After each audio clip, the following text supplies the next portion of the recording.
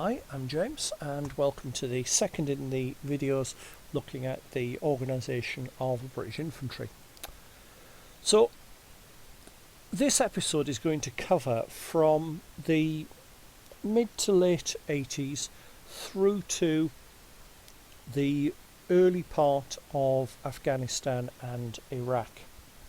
Now this was quite a revolutionary time for the army. There was a change in the fieldcraft manuals. This allowed a lot more time, based on experience of the Falklands, for launching attacks. Things that were down for quick attacks taking minutes were changed into things that would take hours. Suited the British temperament quite well, still kept the emphasis on marksmanship and slow deliberate movement. Now, the biggest change was the introduction of the SA-80 rifle, complete with the LSW light support weapon. Now these replaced a number of weapons. They replaced the Sterling, they replaced the SLR, the Bren, and most of the GPMGs, although some of those were kept in a different role, and I'll talk about those a bit later on. Now the SA-80 was a very controversial weapon. Not being able to fire it left-handed was a bit of an issue for some firers, and also restricted the ability to fire round cover.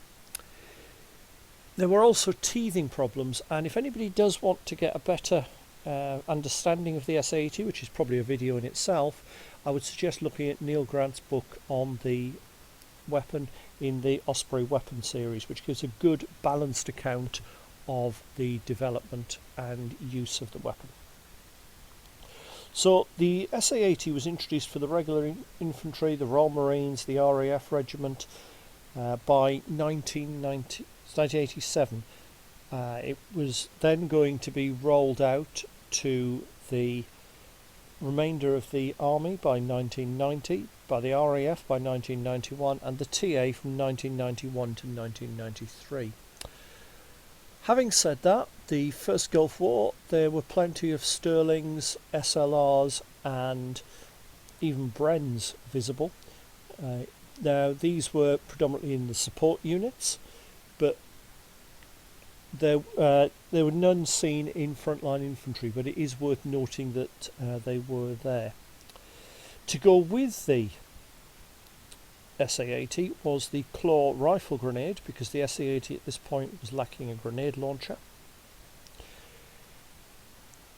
The changes to the tactics and things we will look at shortly, but let's have a look at what else changed weapon wise. There was a move to replace the M72 with the Law 80. Now the Law 80 was a much more powerful weapon, but unfortunately much heavier, and to aid first round hit ability there was a 5-round spotting rifle firing 9mm rounds with tracer built into this, and the idea was you fired these, when you achieved a hit you then fired the main round. So you can see it there in the fully extended and collapsed position with the end caps on. You probably noticed during this I'm actually using some 20mm figures as well for this, because I've started building up a 20mm force as well, due to the fact that some of the local players play that, so I'm getting ready to have a force post-lockdown. The L42A1, which I mentioned in episode 1, with the problems it had with fogging up, was replaced with the Accuracy International PM, which was a highly successful rifle.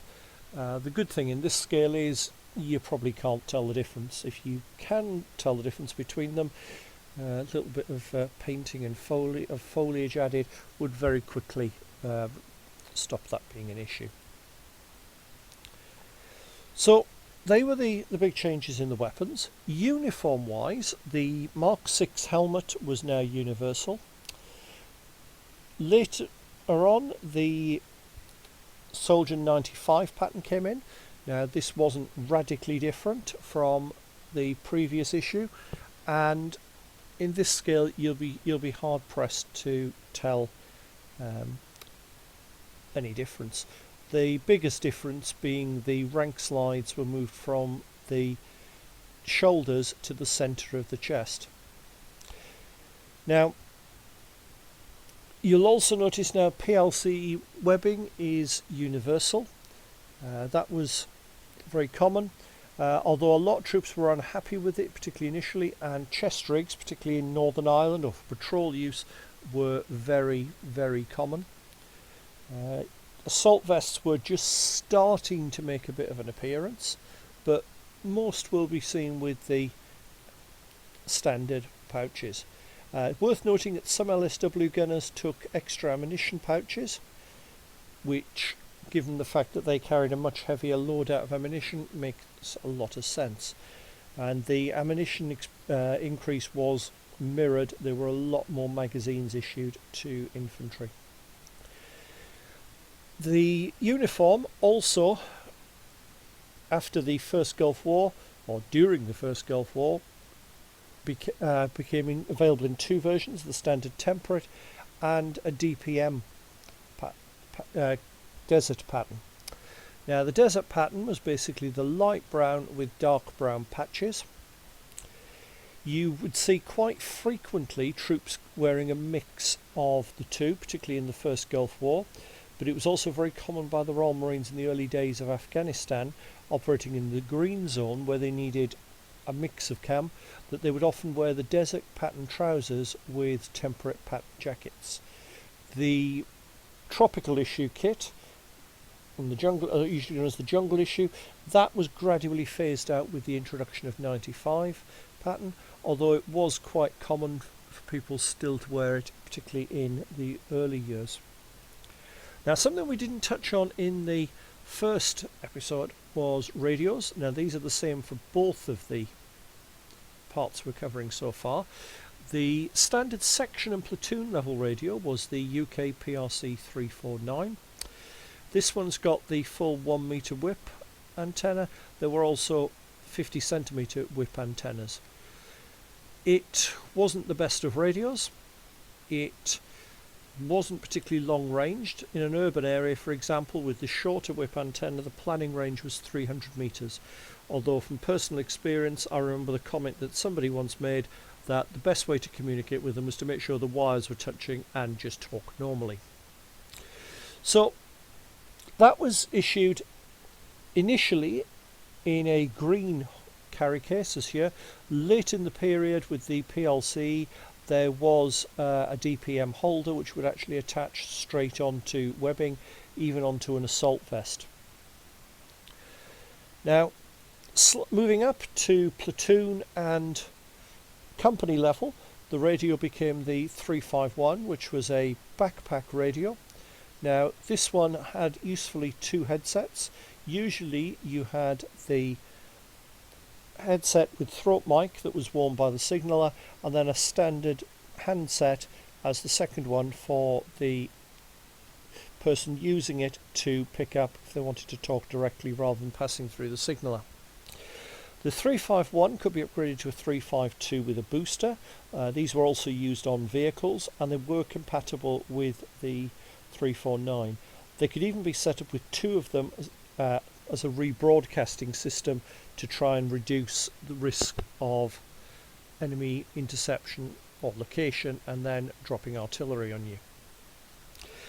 They were dating from the 60s and showing their age. They weren't secure. There was a system of code books called BATCO, which stood for Battalion Code, but this was time consuming, shall we say. The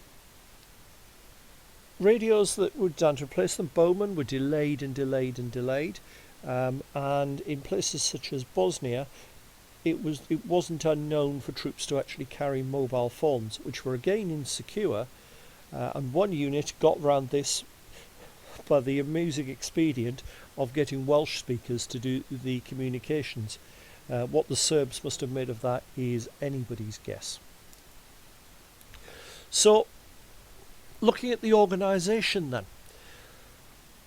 At the end of the previous video, we talked about, the period covered by the previous video, we talked about the splitting into two equal fire teams. That now became standard with Charlie and Delta fire teams.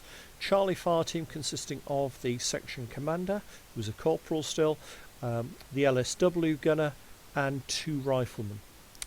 In Delta section, you had the section commander, who's still a lance corporal, second LSW gunner, and again 2 riflemen. Now, it wasn't unknown for certain units, in particular light rolled units, and in particular the parachute regiment, to either replace one of the LSWs with a GPMG, or occasionally to actually add it to the Delta fire team. So that was a fairly typical variation. Also during the First Gulf War, it was noted that, particularly in clearing trench systems, 1 Staffords tended to leave the LSWs behind on the Warrior IFVs and take the vehicle crews, SA-80s. So you would often find that they would have 4 riflemen effectively in each fire team for clearing the trenches. And as an aside, it's worth noting that if you are painting a unit up for that, during the initial attacks, when chemicals were expected, lots of the troops were wearing the standard DPM NBC smocks. The desert cams, assuming they had them, were worn underneath, so you could actually get away with using temperate painted troops quite happily for the initial assaults during Operation Granby. Moving up, the platoon organisation generally stayed unchanged, with 3 sections, organised as we've discussed, and the same headquarters as in the previous video, consisting of the platoon commander, the platoon sergeant, a signaller, and a mortar, by now the standard 51mm. However, in light rolled units there was an addition. You'll notice there at the front that there are 2 GPMG teams. Now these were intended to provide a bit of extra support, whereas the standard infantry would not have had this because it was felt that the vehicles can provide them the support. So this was often the source for the GPMGs that we mentioned the parachute regiment using. Well, that's part 2 complete. In part 3 we'll look at the changes that were brought in through Iraq and Afghanistan. I hope you're finding this useful. If you do have queries, please drop them in the comments, and I'll look forward to seeing you for the next video.